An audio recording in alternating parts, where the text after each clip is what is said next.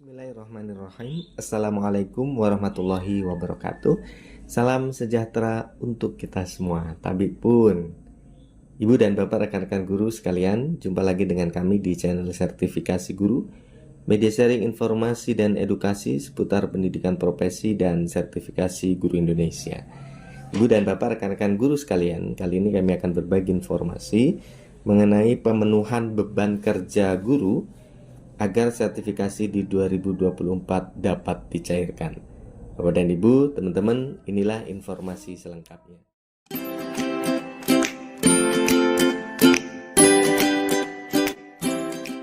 Jika kita berpedoman pada Permendikbudristek nomor 45 tahun 2022 tentang petunjuk teknis pencairan sertifikasi bagi guru ASN di daerah, pada bab 2 tentang tunjangan profesi, Bapak dan Ibu, ini di ayat 2 disebutkan tentang persyaratan yang harus dipenuhi oleh Bapak Ibu untuk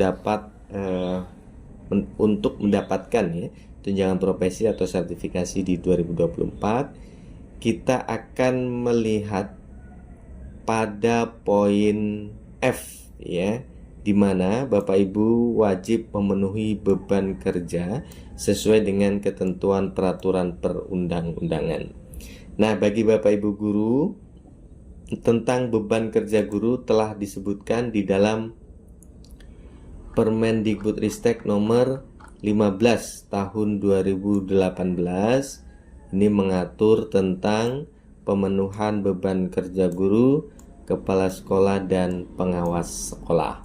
Ibu dan Bapak, teman-teman sekalian, pada pasal 4 pada pasal 4 Permendikbud ini di ayat 3 disebutkan bahwa pelaksanaan pembelajaran yang harus Bapak Ibu laksanakan atau Bapak Ibu emban adalah paling sedikit 24 jam tatap muka per minggu dan paling banyak adalah 40 jam tatap muka per minggu. Sehingga untuk Bapak Ibu bisa mendapatkan tunjangan profesi, 24 jam tatap muka per minggu ini wajib untuk terpenuhi Bapak dan Ibu. Lalu pertanyaan berikutnya adalah apakah manakala 24 jam minimal, ini minimal 24 jam minimal ini tidak terpenuhi, apa yang harus dilakukan? Nah, Bapak dan Ibu, teman-teman, Bapak Ibu bisa mendapatkan tugas tambahan mendapatkan tugas tambahan pada pasal 7 pada ayat 7 ini. Tugas tambahan yang melekat pada pelaksanaan tugas pokok sesuai dengan beban kerja guru yang dimaksud pada pasal 3 ayat 1 huruf E meliputi Nah, jadi kalau misalnya 24 jam minimal itu tidak terpenuhi, Bapak Ibu bisa mendapatkan tugas tambahan. Pertama, misalnya sebagai wakil kepala sekolah atau ketua program keahlian. Ini pada SMK Kemudian kepala perpustakaan satuan pendidikan. Wakil kepala sekolah ini juga pada sekolah tertentu yaitu SMP, SMA ataupun SMK Pada sekolah dasar itu tidak ada wakil kepala sekolah. Kemudian kepala laboratorium, bengkel atau unit produksi pada satuan pendidikan.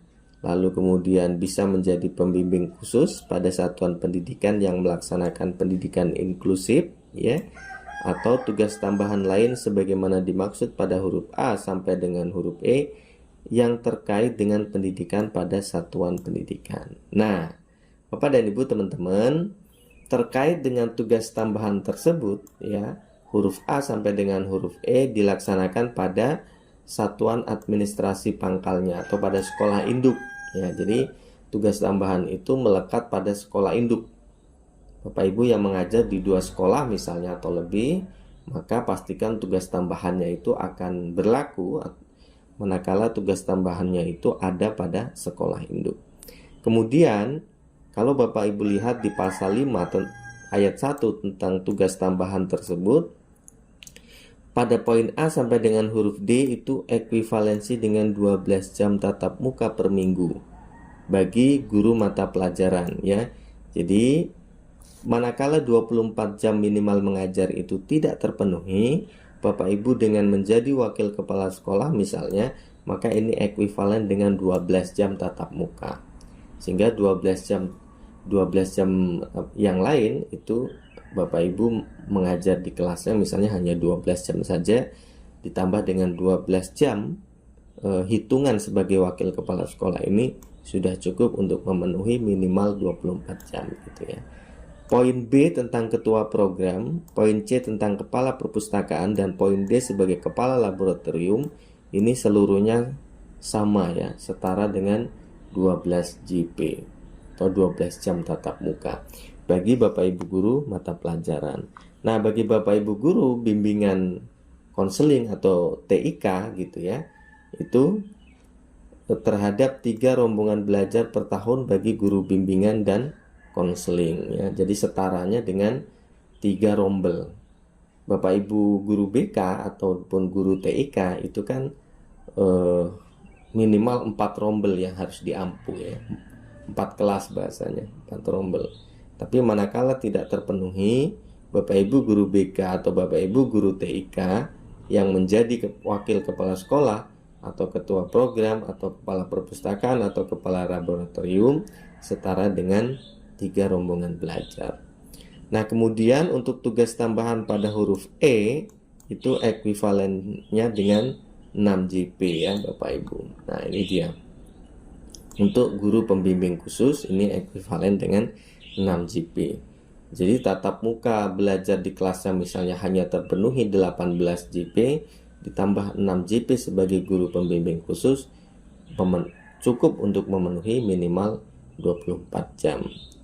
Nah, kemudian Bapak dan Ibu, tugas tambahan lain yang dimaksud pada pasal 4 ayat 7 huruf F ini misalnya ya, terkait dengan tugas tambahan selain sebagaimana dimaksud di atas itu bisa menjadi wali kelas, pembina OSIS, pembina ekskul, koordinator pada pengembangan keprofesian berkelanjutan, sebagai guru piket, sebagai lembaga sertifikasi profesi, penilai PKG, pengurus organisasi profesi guru misalnya, atau tutor pada pendidikan jarak jauh, yang masing-masing ini dari poin A sampai dengan poin I itu memiliki beban, memiliki bobot ekuivalen terhadap jam tatap muka yang Bapak Ibu bisa lihat nanti pada lampiran 2 ya, pada lampiran 2.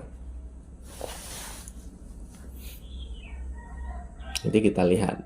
Nah, tapi di sini juga ada aturan-aturannya Bapak dan Ibu bahwa tugas tambahan ya yang dimaksud ini tadi sama seperti tugas tambahan yang awal tadi sebagai wakil kepala sekolah dan lain-lain hanya berlaku pada sekolah administrasi pangkalnya atau sekolah induknya ya. Kemudian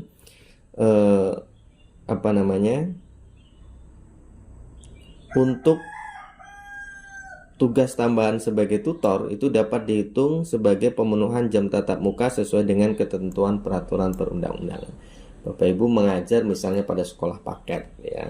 Sebagai tutor pada sekolah paket itu bisa dihitung jam mengajarnya. Lalu kemudian tugas tambahan lain yang dimaksud pada ayat 1 tadi dapat diekuivalensikan secara kumulatif ya dengan paling banyak itu 6 JP Bapak Ibu.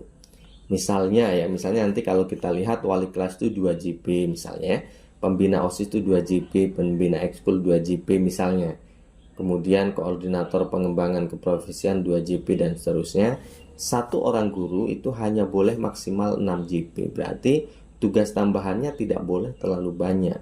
Misalnya kalau wali kelas 2 JP, pembina OSIS 2 JP, pembina ekskul 2 JP, maka satu orang guru hanya boleh misalnya 3 ini saja. 6 JP tugas tambahannya. Nah, 6 JP tugas tambahan itu berarti membutuhkan jam yang sesungguhnya dia mengajar itu 18 JP kan.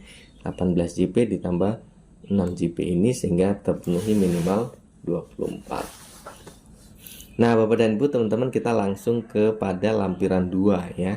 Di pada lampiran 2 ini di sini jelas ya disebutkan bahwa misalnya untuk wali kelas ya, tugas tambahan wali kelas itu ekuivalen dengan beban kerja guru per minggu 2 jam tatap muka. Jadi Bapak Ibu sebagai wali kelas itu bisa terbaca jam mengajar sebagai setara dengan jam mengajar itu 2 jam tatap muka.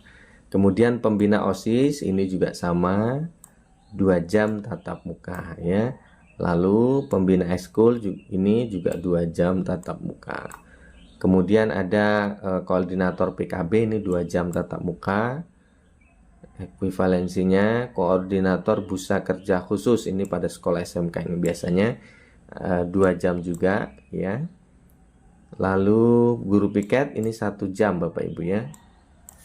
Guru piket 1 guru per hari per minggu ya. Kalau misalnya 1 guru 2 kali piket dalam seminggu ya berarti terhitungnya 2 JP. Ini nanti terbacanya pada dapodik misalnya tugas tambahan itu dimasukkan ya. Kemudian sebagai lembaga sertifikasi profesi itu 1 JP, penilai kinerja guru 2 JP, pengurus ya, ini pengurus organisasi atau asosiasi profesi ya. Misalnya pengurus PGRI, pengurus IG gitu ya. Nah, kalau dia di tingkat nasional itu setara 3 JP, di tingkat provinsi 2 JP, di tingkat kabupaten kota 1 JP. Bapak dan Ibu, itu teman-teman ya terkait dengan pemenuhan beban kerja seorang guru ya, agar berdasarkan Permendikbud tentang tunjangan profesi dapat memenuhi pada poin F, yaitu memenuhi beban kerja sesuai dengan ketentuan peraturan perundang-undangan. Jadi sekali lagi, Bapak Ibu guru minimal 24 JP, manakala tidak dapat terpenuhi 24 JP, maka dapat diusahakan ya. Misalnya mendapatkan tugas tambahan, apakah sebagai wakil kepala sekolah, ketua program keahlian pada sekolah menengah kejuruan, apakah sebagai kepala perpustakaan atau kepala laboratorium ya. Nah, 4 tugas tambahan ini ekuivalen masing-masing dengan 12 JP. Bisa menjadi guru pembimbing khusus dengan ekuivalen 6 JP, bisa dengan tugas tambahan lain ya, misalnya wali kelas itu 2 JP, pembina OSIS 2 JP, pembina ekskul 2 JP, koordinator pengembangan keprofesian 2 JP, guru piket 1 JP, ketua LSB 1 JP, penilai kinerja itu 2 JP, pengurus organisasi 3 JP untuk tingkat nasional, 2 JP tingkat provinsi, dan 1 JP untuk tingkat kabupaten kota. Sedangkan untuk tutor pada sekolah paket atau sekolah jarak jauh gitu ya, nah ini dihitung per rombel ya, sama seperti pada sekolah reguler. Misalnya pada sekolah paket Bapak Ibu mengampu mata pelajaran matematik itu 5 JP per rombelnya, 5 JP per rombelnya. Kemudian Bapak Ibu mengajar 1 rombel pada sekolah paket, maka sama dengan 5 JP begitu ya. Nah, perlu dipastikan Bapak dan Ibu teman-teman bahwa Bapak Ibu yang akan menambah jam mengajar di luar sekolah induknya ya, maka wajib dipastikan pada sekolah induk itu mengajarnya adalah 18 JP ya.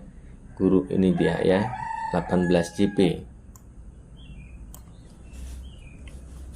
Bapak Ibu yang mendapatkan tugas tambahan atau mau menambah pada sekolah lain, maka minimal pada sekolah induk adalah 18 JP.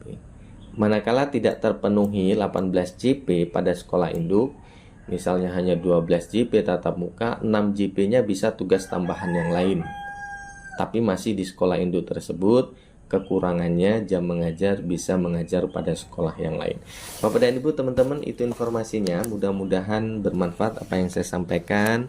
Kurang lebihnya mohon maaf ya. Terima kasih. Assalamualaikum warahmatullahi wabarakatuh.